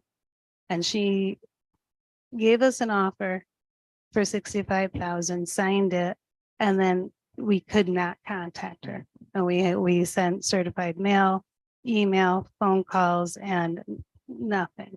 So she obviously changed her mind. And then we had the second offer from the real estate investor type person. She's local. She would have done a good job, converting it. She didn't sign any documents or agreements. And after having sent them to her repeatedly, it didn't seem like she was going to go through with it because she never signed and returned it. And then we had this offer at a higher amount and signed everything and calls me after every meeting to see the status of the project. She's absolutely, I have confidence that she would follow through and complete the project. And it'd be back on the city tax roll, which is. Councilwoman. Thank you, Council President. Again, without seeing the legislation you're speaking of and how the vote was cast, I cannot say how I voted or why I voted, because again, this is the first time that it was brought to our attention about the previous vote. Can I mention the woman's name? Would that No, help? that won't Okay. help me. I need to see it. Okay, And I have because it we had a few, Mhm. remember there was one on the west side that we voted unanimously on, Yep, and that was which was sold. lower. So yeah. that's, Yeah. I can't recall. That was the single family Yes, house. and it went to the gentleman yep. and yes, and we And helped that's- market the open houses and Yep. things. So again, without having it in front, I can't, I'm not a credible witness as to why Okay. that vote was cast. However, what I can say is at this point, we did also talk about amending the language of the contract, which didn't happen either. Remember how we talked about how possibly the contract could come back where the type of tenant might have tighter restrictions. We talked about some possible options. Okay. Remember? You mean for the property owner? Where or- if that one goes through, there's things that the city can do to make sure that it's Exactly. adding, And right? That But is written into the contract. we talked about I mean, specifically, what were you? the tenant, the owner must Mhm. rent to tenants that need, Okay, we that talked we about haven't- okay, we haven't hypothetical. put that in, Exactly. but- So if it passed as it was written, Mhm. as it was proposed originally, Mhm. it would not have time to be revised and amended to Okay. add the extra teeth. And those were the other options I said we needed to Okay. explore before we move forward. We did not exhaust all of our efforts. We did not talk to the land bank.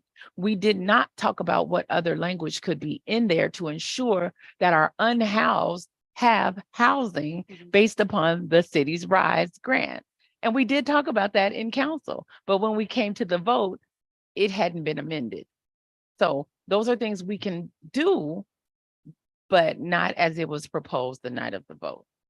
So this is my question to council, is that the contract that the city has already signed, or the Erica Farber has already signed, doesn't have those amendments in it.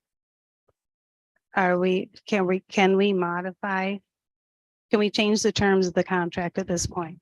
And say, if you purchase this property, it has to be rented towards LMI occupants only. I'm gonna throw that question to Court Counsel.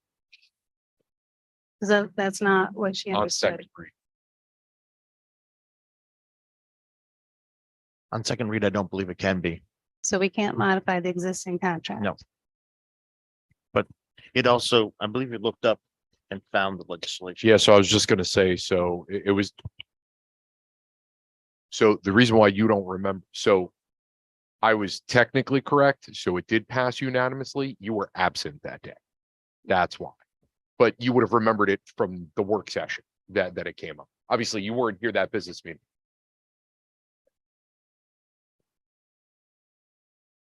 Well, yeah, I mean. Oh. Well, it did pass unanimously of those present, the 6 that were here. So, I'm gonna. Councilman Strong, my apologies, So, please. Dr. Burley, what, if we don't do this, what, it just sits there, we pay the heat over the winter? I mean, that was a good question you asked before. This doesn't make any sense not to do this. Yeah. Right. But what Well, happens if, I mean, it just, we still own it. We have to at least heat it so the pipes Yep. don't burst. yep, we have to winterize it and secure it we've already had a couple of squatters. We've had to replace the water meter. And So this is gonna cost us more no matter what, if we, I mean, it just sits Yeah. there. yeah, Obviously, and absolutely. this person's willing to finish the rest of it. We Yeah, wouldn't have she to has invest. to. It's in So the if you contract. invested more, or the city invested more money through the grant or whatever, it would, money would be taken away from other projects that it could be used for. And you're saying it probably wouldn't sell for any more than it is, or a little bit more? I mean, you don't know, obviously, I'm just, It's not an easy property to sell. And if we finished it into maybe 2 more units on the first floor, there's not enough. We would have to expand parking. We'd have to put more money into it to make it marketable. in my understanding, if something, even if it was possible, the land bank, we'd have to give it to them. Do you just deed it to them? That I'm not 100% sure. Usually with a land bank, you have to put money in and they put money in, Right. from what I understand. I have never worked My understanding is an they're not agreement. really interested in doing that. They with this haven't property. offered. So, And they're usually pretty proactive about Yeah, they that are. stuff. Like right. Yeah. the Broome County Land Bank is not. So there's a not- stewardship issue with the money we've already invested back into Yep. the program. If we lose all that money and it doesn't go Yeah. back into the program, that Right. doesn't make any, that doesn't make any sense. Right. And that- even if you hypothetically went down that road, it also operates on the assumption that the money that we've already invested into it by their dictate would actually meet a minimum threshold. Right. Right. We don't know, right? But at a bare minimum, as it relates to cost to the taxpayer, I'm going to operate on the assumption of worse. Right. See, there's only a binary possibility, even if it goes down that road. It's either sufficient or it's insufficient. There's no hypothetical scenario that occurs that if we go down that road, we make some money back. We don't, I would say until we have the conversation and they're knowing what other mechanisms are in place by that operation, because none of you have ever sat on the board nor worked for the bank. So I'm not sure you know all of the possible options. So it would be better to talk to people that are embedded in that structure to, Councilwoman, while that is technically correct and in principle, I don't disagree with you. I'm less than 3 months short of serving on this body 8 years. I'm the most senior serving member on this body. this body. I've never seen it once. Not to Okay. mention the fact that my CDAC representative for the first district is also on the land bank. I talk to her about land bank issues on a weekly basis. Well, you know what? Let's take it back. Let's not talk in hypotheticals. Let's actually talk with someone who has worked with the Broome County Land Bank for years. Dr. Burling, in your professional opinion, in the role that you have served, have you ever seen one situation where we've gotten money back No. from the Broome County? There you Well, go. that's what, that you've asked one question, money back. Does that preclude all the other possible options? What other possible? We don't op- know until we talk to the land bank.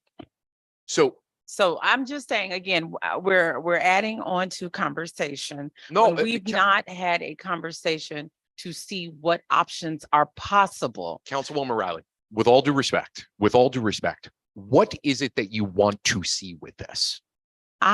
Again, Fairy tale land. What do you want to see, Councilwoman Riley? I would like to see us explore every option possible, which we have not done. One, have a conversation with the land bank, period. Not assumptions, not hypotheticals, not what has happened in 8 years, because we never had a COVID before and we had a pandemic. So I mean, there's things that have happened that have changed. how Councilwoman processes Riley, work. on a All due respect, let me talk, let me Council- finish. Councilwoman Let me- Riley. No, So- Councilwoman Riley, with all due Okay. respect, you're No. not answering the question. No, you're not. Because Councilwoman, if you're going to look at me and say, Councilwoman, with all due respect, if you're going to look at me and say every possible option, then that means that a hypothetical is we should have a discussion as it relates to 92 Park Avenue and the Broome County Land Bank about pigs flying. That's probable, not very possible though. On a substantive level, I'm asking you a genuine question. Again, What would you like you to didn't see let me finish. substantively? Can I Please, finish without you interjecting? please. on a substantive And I level. just said, number one, having a conversation with the land bank. And I said that we cannot say what has happened based upon experience because things have changed. That's substantive. What has changed? That's concrete. We Councilwoman, what has changed? processes, the way we handle our partnerships, we do not know until that conversation is had, Well, period. uh, So again, so now Mr. I President. get interjected. Yeah, please. Why don't we talk to someone from the land bank tomorrow or Wednesday before we vote on this? And then whoever it is that, whether it's the doctor, whether it's the two of you, get on a call together to the person on the land bank and ask them the question. I am more than happy to do that. And then give us all an email telling us what the answer is. I am more than happy to take time out of my workday to do that. But if I am going to call the Broome County Land Bank, I can't look at them and say, let's have a discussion about possibilities. I have to go Just to as them. one possibility. Will they take the bill? Will they take the property? No, what And they have to options? sell it to somebody that they don't even know. We already have a buyer in hand right now. So I don't even know what we're trying to. We're going to ask them, here is what we have before us. This is the problem. We're trying to sell to a person with a different income. Is that what we're talking? I mean, what's the ultimate goal though? I just don't The understand. goal for me, Even if they take it back, we're not going to change their rules of who they sell it to or their for one property. they're not gonna do that. buyer requirements are very similar to all of the requirements that are in our rubric. Yes, this property is a challenging property. However, at this current point in the discussion, the problem is the sale of grant-funded property to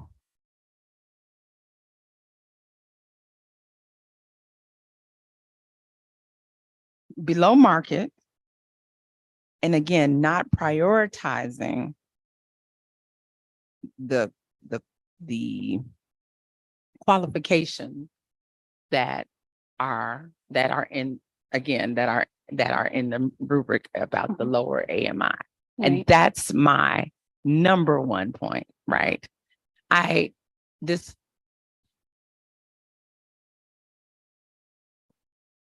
The reason I said there were two options, I've just mentioned the second option that you proposed actually to us about strengthening the contract. So that's the other option. But if we go back to the land bank, we tell them we're stuck. We're pretty much hung as a council about this property.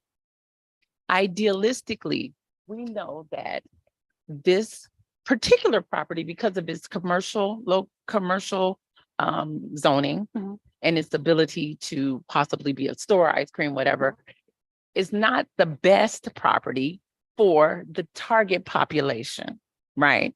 So this is one that we've kind of learned a lesson, right? Okay.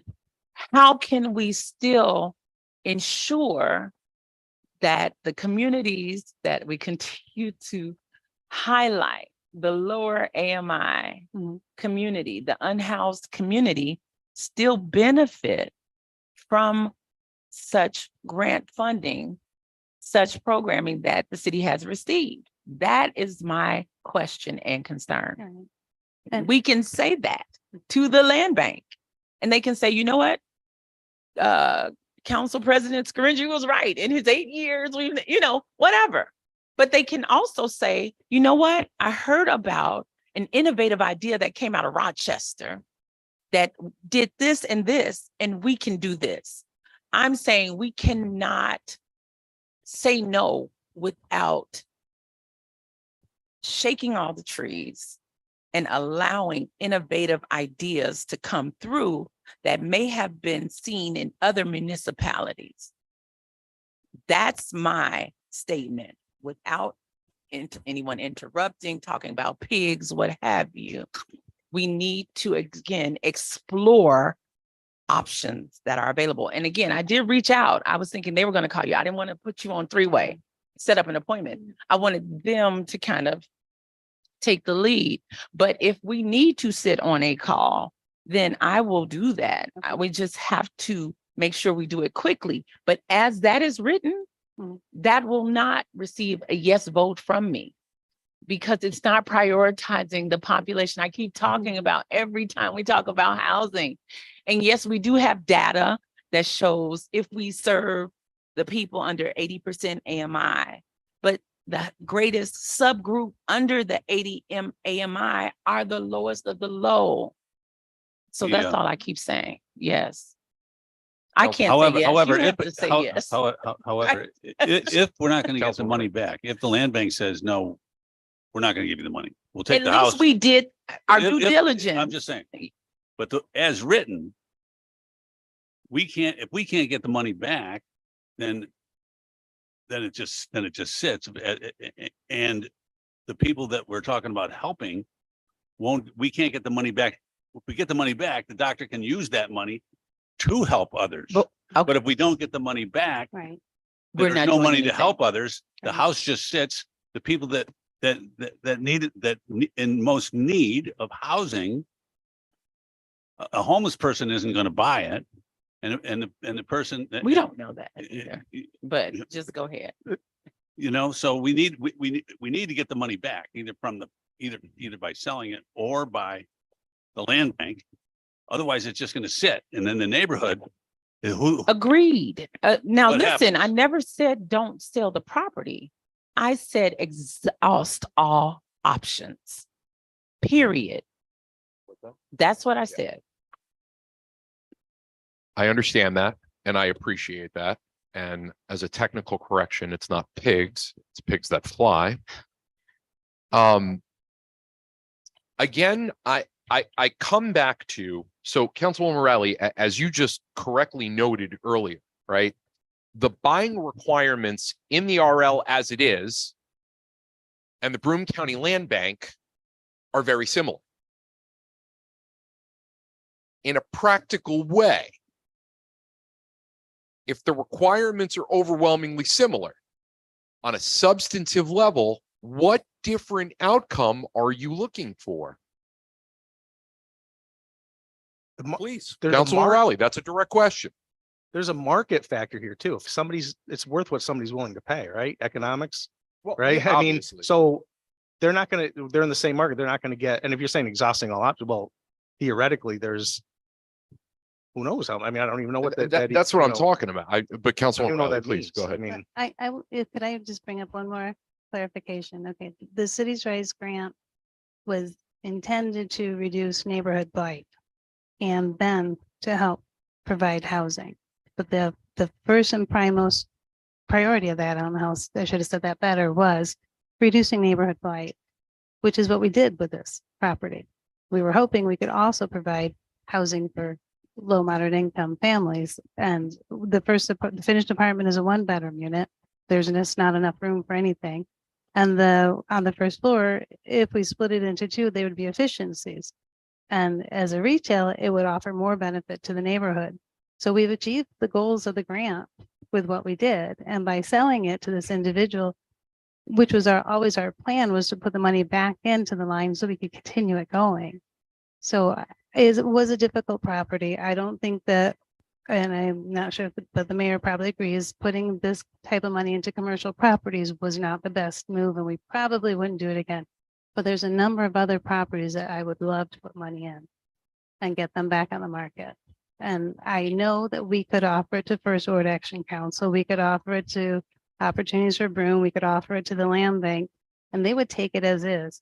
And I can almost guarantee that we would not get anything back from it. But our investment would be the contribution towards completing the project. And I have spoken to Jerry Willard in the past about this property and Jessica about this property. I never offered it to them. They did not say, give it to us, we'll finish it. So that I know. And I would love to sell this, get it back into use, stop putting money into fixing it and being broken into. and get that money back into use. And I guess that's that. So I did just want to clarify that we are meeting the terms of the contract. Or the grant, yeah. Grant. Yeah. Councilwoman Riley, go ahead, please. Thank you again. So thank you for sharing that part. Again, the City's Rise grant, we did talk about a lot of things with that money, like increased code access and all these software, these programs and things. Yep. So yes, it is meeting that goal. And again, this is a tough property. We talked about it Yeah. before because it was on the market with the other property Mhm. and we pushed both. Right. My fear is that, again, we're using grant funded money when we have all types of developers that will be willing to pay top dollar if they knew that you didn't have to meet the requirements, right? So why are we? I'm sorry, but there are requirements. and- Yeah, and she's she did meeting meet- 3 of the 4. And the other person who we agreed to sell it to Well, had not- met, I know, right. but she had met none of them. And Which I'm- is, again, a question for those And that were one thing we voted in their wanted to do with partnership. stabilizing neighborhoods was to increase the number of city employees, school teachers, nurses, firemen, policemen living in. But it's you not know, going to be owner transition. occupied. So that's the thing too. This is for rental property. We're giving away a grant funded property for property ownership, for investment. Right, but we know this is gonna be a solid landlord. That will complete the project and will get it back on the tax rolls. That And- concludes my question. Okay. Thank you. Thank you. Juliet, Yes, sir. did you say this got Chodo funding? No. Was it eligible for it? Because at its onset, like the focus would for be this was eligible, low yeah. to mod income, Right. correct? Yep. Yeah, so There's You know, no, I don't want to stumble the wheelhouse, and Mhm. I am more than willing to volunteer. I am more than willing to volunteer at some point tomorrow if someone gives me substantive questions that you want me to ask the Broome County Land Bank. I can tell you all that I spoke with Jess a week and a half ago. This property came up and there was no request to take any of this, so in kind of wrapping this up, Councilman Burns, Yes, sir. I operate on the assumption that my respective colleagues know their constituents that they represent better than I do. Do the people that you represent on the South Side want this or not? They want it completed, that's for sure, yes. They want it completed. Yeah. As an extension of the South Side, Councilman Strawn, anything to add to that? Yeah, and just logically, I don't know, why would people give us more money for a grant program if we just give it away and don't get the money back in the program? I don't know why. I don't know. I know these kind of grants work a little differently, but I know the grant world that I live in, we'd be raising our hands saying, hey, don't give us any more money. We're not good stewards of that money. that was We've part already of the, spent double the money, right? You part of say the about 110,000. Yeah. right. Yeah, The part of the people- application was, Light and fixing neighborhoods is, and the code issues are that's what everybody talks about basically. And But Mr. this- President, based on Councilman my Burns. inspection of the place. Because of all the new siding on and all that, it does look nice for the neighborhood now, but they would be able to work. With a space heater in there through the winter. It's not like winter's coming and they won't be able to finish the job. Sure. Yeah. You know. It's not going to get extended till say next spring, for example. Yeah, they can Right. get in there and work. Yeah. Yeah.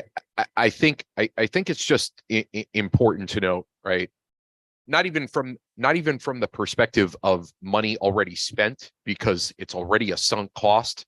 Please keep in mind that from an insulation perspective, that from a pipes perspective, that from a structural perspective, that from a squatter's perspective, every single day that property sits there and is not sold, we are spending more taxpayer dollars to deal with something when we already have a signed contract after 2 years during the entire over year where it met those lower AMI requirements, where it was low to moderate income. Dr. Burling, how many signed contracts did we get during that time? none. 0. Yeah. Okay. So that being said, the constituents that Councilman Burns wants it, I'm going to support this and hope that the money, well, and no, here's another way of thinking about this in reverse. This property doesn't sell. Forget about the after effect. That is how much money? How many thousands of dollars? About 110. Okay. So at the end of the day, that is over $100K that is not coming back into city coffers that can't be used for not only other similar projects, but are funds that could be used for projects in relation to low to moderate income, which again, just for the record, for over a year, this property was categorized by, and we literally got zero signed contracts. I respect everyone's vote. Vote your district, vote your conscience, but I just want this on the record, because when squatters come back in December and pipes are getting ripped out, I want it on the record that everybody knew where everything was. We're not coming on the spring. We're not coming on the summer. We're coming on the winter. That's it. There's been squatters in there already, hasn't there been, Dr. Burley? Oh, yeah. Yeah. Yep. Another question for the. Councilman Burns. I'm sorry, a question for the land bank would be, if they were going to take it, when would they start finishing the work on it? So do they have properties lined up that it would be put at the end of the line? I mean, how soon would they get the work done? So questions I have for the land bank right now. 1, would they take it? 2, hypothetically, if they did take it, how long? Is there a backlog? How many properties they have ahead of time? So on and so forth, fund restrictions. Any other questions for the land bank? Because I am going to call them directly myself tomorrow, and I'm going to email everybody on this body the answers that I get. Would we get money back? Any other questions for the land bank? Councilman Riley. Is there the opportunity of doing a partnership or some type of initiative where it's co-funded using previously supported dollars from the city to prioritize putting the property back on the rolls? Is there an opportunity for co-funding and potentially Some type of the- partnership? or partnership, and the money that we already put in, could that be like counted toward our side of the fund as well? Correct. Gotcha. Okay. Excellent. Or could we even use the money we took from ARPA? ARPA. Got it. I've got 5 questions. Any others? Expect answers early tomorrow afternoon. Anything else on this topic? If Councilwoman possible, Riley. I would like to be on the call as well. If you can coordinate such, I'm not sure. I will try my very best to do so. Thank you. Absolutely. That's fair. I do have one more thing to add, which as we talked about the grant, the way it was offered and the way it was written, the intent was that it would be a sustainable funding source for improvements. So that's the way we wrote it, is that we would sell properties and put the money back in and use it again to keep this program going. By giving it away, we won't really be meeting that for this. So I should have brought that up sooner, but It creates a deficiency on the program in and of it's itself. not meeting the terms. Yeah. Right. And Yeah, and when I Councilwoman said Riley. the partnership, I Yeah. was not expecting Yeah. to give it away. they won't, No. they won't give us money. No, we've already put too much into it. And how much? I will total- still ask the question. Yeah. I will still ask. And then can you remind us, we put over 110,000 into About, it yeah, and we're selling it for 55K. yep, and that was their agreement.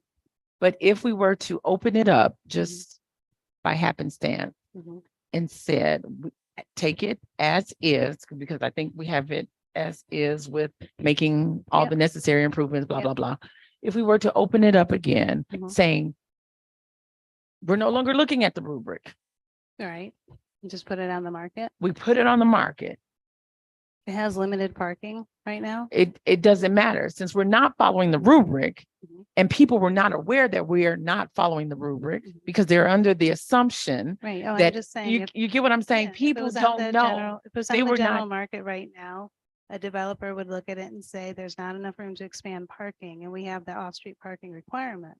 So when we were discussing this with the residential on the top, there's only one parking space needed. If more residential was added, they'd have to have additional parking. But there's only that little pad that is just enough space to For put. one. Yeah. But a commercial that's- developer may see it now that we've been talking about it so Yeah. long Yep. and say, hey, I heard about that property you all were talking about. I don't meet any requirements. But how would that benefit if we weren't even looking at awarding it to a veteran or a school employee or city Right, but it's employee? not going to be owner occupied. The reason those were No, that was there still for the was to sale. improve the neighborhood. So Okay. that's Okay. Thank you, Council. Anything else from anyone? Dr. Burley, appreciate your time. Thank you. My class you was very very happy to get out. I let them out early. They Thank did you not all. argue. I appreciate, For you. I appreciate I appreciate all the comments, and Councilman Riley, I will apologize. That was out of line. on my part. So I apologize on the record. That was on me, not on you. My apologies. Don't be frozen. It's just owning what I should do. That was on me. I apologize. Madam Clerk, any pending legislation or anything on pending legislation or anything from the body for the clerk's office for pending legislation? We have two on second read. And then we have the public hearing regarding the MLB stadium upgrades. And then we have to set a few public hearings also. Yeah. All right. Thank you, Madam Clerk. Anything for the clerk's office? All right. Are we still in the flow to go 5 more minutes on Corp Council's portion of the budget? Right. Yeah, I would only say being a little proactive for 5 minutes now, I think impacts an additional day potentially later, depending on how back pages go. So that being said, again, I appreciate you all. Thank you all for your substance. Chair will entertain a motion to adjourn. Do I have a second? Second. Motion by Councilwoman Rezanetti, seconded by Councilman Burns. We will be back in 60 seconds. We are adjourned.